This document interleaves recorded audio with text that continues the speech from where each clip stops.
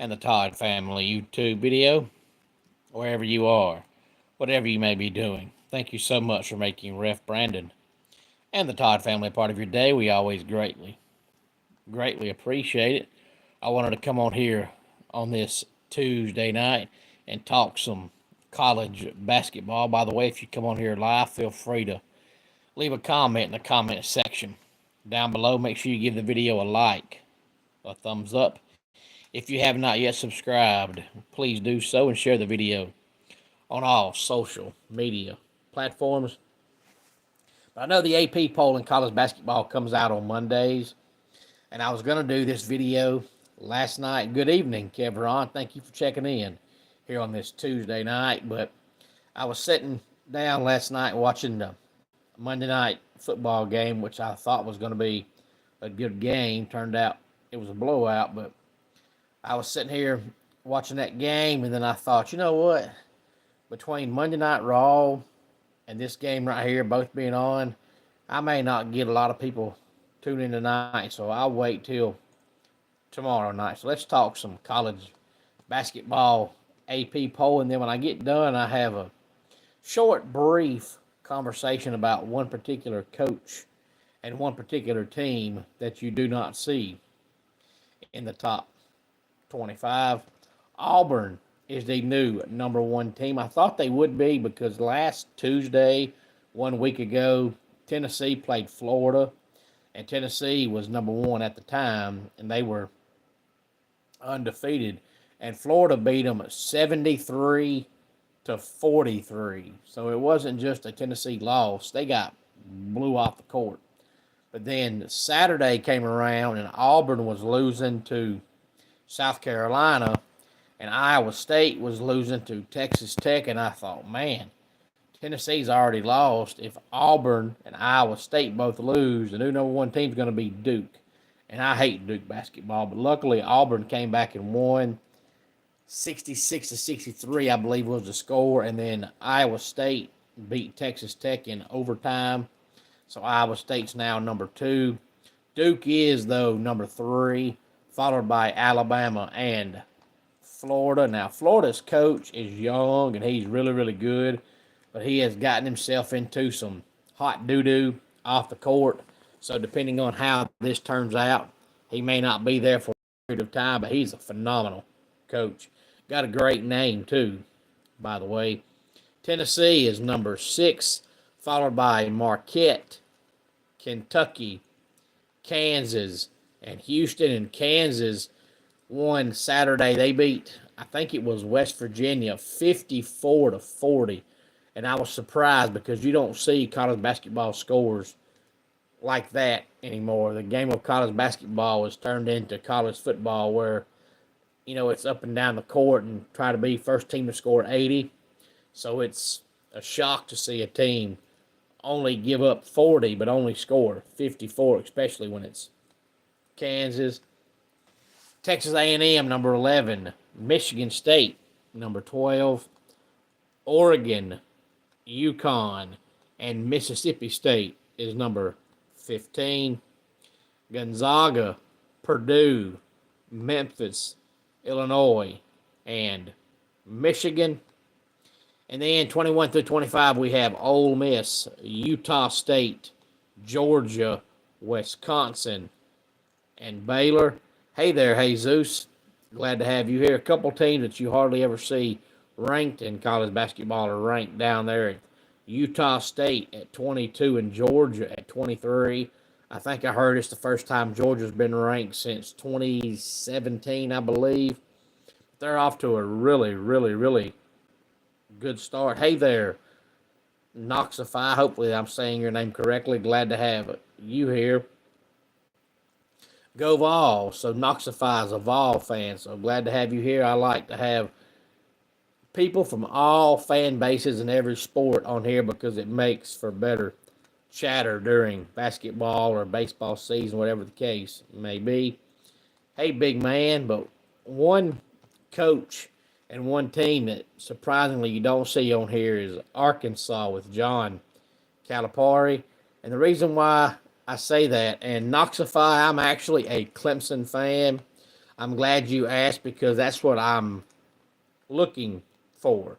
Because I don't want this to be a Clemson channel where people don't want to tune in because I talk Clemson all the time. I try to be as fair and honest as I possibly can. So the fact that you have to ask me who my favorite team is lets me know that I'm doing a fine job. I used to have an intro to my videos, and in the intro video, it showed me wearing some of my Clemson hats and shirts and all that, but I got rid of the intro video, so now it's just me talking. But if you see that video, if you go back and watch probably 6, 7, 8 months ago, up before that, you'll see the intro video and you'll see me and all my Clemson stuff. But outside of that, I don't do a lot of videos that are just geared toward Clemson. I might mention them in a video, but I try to be honest no matter what. I don't come on here and just talk Clemson all the time. And yes, I do like Cade Klubnik, but I just now started liking him, Knoxify. I sit here on the channel numerous times and talked about how bad he was. Hey there, Brandon. A great name, by the way, because his first 2 years, I didn't see what all the hoopla was about. And I couldn't figure out why Clemson fans wanted him to play when I didn't see anything out of him. But this year, about the midway point of the season on, he was really, really good. And I actually heard a college football analyst last week say that he thinks Cade Klubnik was a top 5 player in college football this year. Now, I don't think he was that good. I think that's a little bit too much hype. But you could tell me he was a top 15 player, and I believe that. And as of right now, I'd say I think he'll probably go in about the 4th round. But if he comes back in 2025 and has the kind of year he had this past year, I could see him going in the 2nd or 3rd round, but not in the 1st round.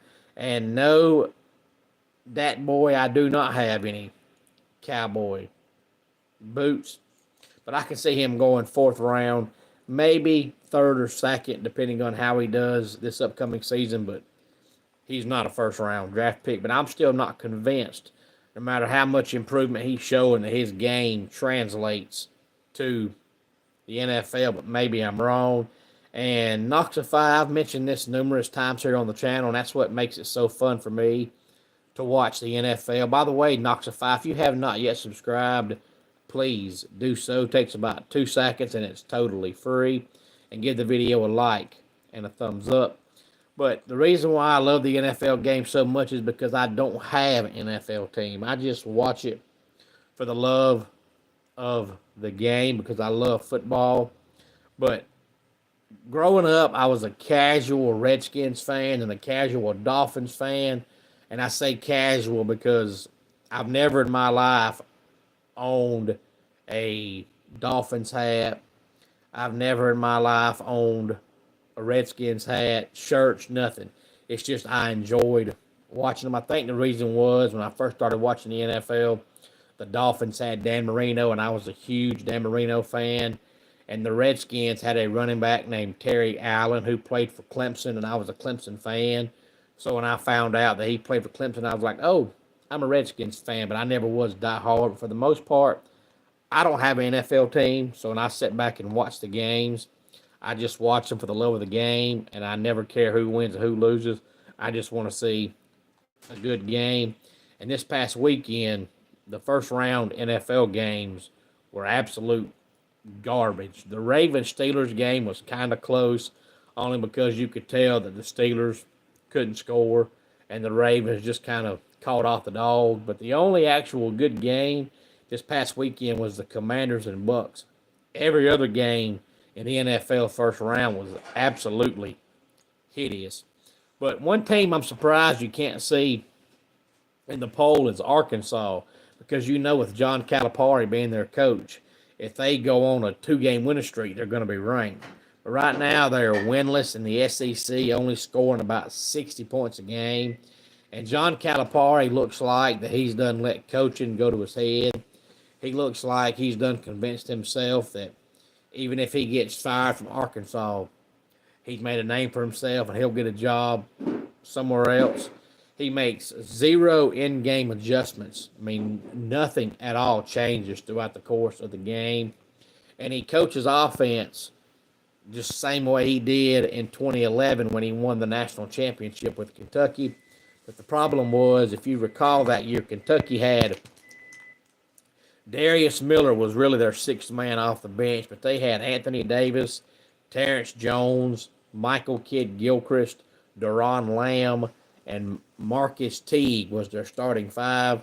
And with that starting five, he could have ran any kind of offense he wanted to run, and he'd have won a national championship. But he looks like, he coaches like he thinks, because that team was so good on offense. Every team can be, and he runs the same kind of offensive set, and it just does not work. So John Calipari has not got off to the kind of start I thought he would in Arkansas.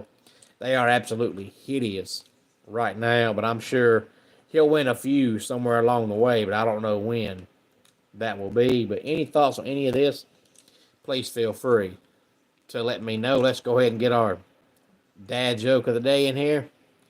I highly recommend not arguing with anyone at a buffet. My goodness, they already have enough on their plate. And that does it for today's Ref Brandon and the Todd Family YouTube video. Until next time, it's Ref Brandon saying, just like in pro wrestling, life can be over by the count of three. Your friends and family, how much you love them. Bye.